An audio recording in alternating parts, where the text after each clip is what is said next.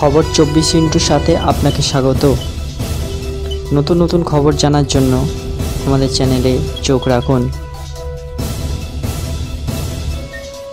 নমস্কার দর্শক বন্ধুরা, খবর 24x সাথে আপনাকে স্বাগত। 1994 সালটি ছিল ভারতীয় বিনোদনের জন্য উল্লেখযোগ্য একটা বছর।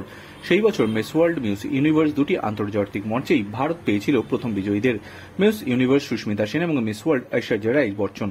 সেই একই বছর মুক্তি পায় বলিউডের অন্যতম ব্লকবাস্টার ছবি সুরজ বারজাতিয়া পরিচালিত হাম আপকে হ্যায় কন। ছবিতে নায়ক নায়িকার চরিত্রে অভিনয় করেছিলেন সলমান খান এবং মাধুরী দীক্ষিত। সেই ছবিতে আরও একজন অভিনয় করেছিলেন এবং তার জন্যই নায়ক নায়িকার মিলন হয়েছিল শেষে, যাকে বলে হ্যাপি এন্ডিং। সেই অভিনেতা 1 এবং 4 পেজ স্পিচ প্রজাতির কুকুর, ছবিতে যার নাম ছিল টাফি। পরবর্তীকালে কি পরিণত হয় টাফির জানেন কেউ? প্রেম এবং নিষাদ ছাড়াছাড়ি হয়ে যাচ্ছিল। ছবির শেষে দেবদূতের মতো তাদের মিলন ঘটিয়েছিল এই টাফি। টাফিকে দেখে দর্শক মন বিগলিত হয়ে গিয়েছিল। অনেক কুকুর অপছন্দ করা ব্যক্তিও মন গলে গিয়েছিল। ছবি মুক্তির পর অনেকে স্পিচ কুকুর পুষেছিলেন, সেই কুকুরের নামকরণ করেছিলেন টাফি। জানেন কি ছবি মুক্তির পর কেমন ভাবে দিন কেটেছিল আসল টাফির? টাফি মানুষ নয়, তাই ছবি মুক্তির পর সে যে মান পেয়েছে তার হুঁশ তার ছিল না। ছবি রিলিজের পর টাফির প্রতি ভীষণ ভালোবাসা বেড়ে গিয়েছিল মাধুরী দীক্ষিতের। তিনি ভীষণ মিস করতে শুরু করেছিলেন টাফিকে। মাধুরী তাকে নিয়ে আসেন নিজের কাছে। একবার অমিতাভ বচ্চন মাধুরীকে কৌন বনেগা করোড়পতি শোতে এসে বলেছিলেন টাফির আসল নাম রেডো।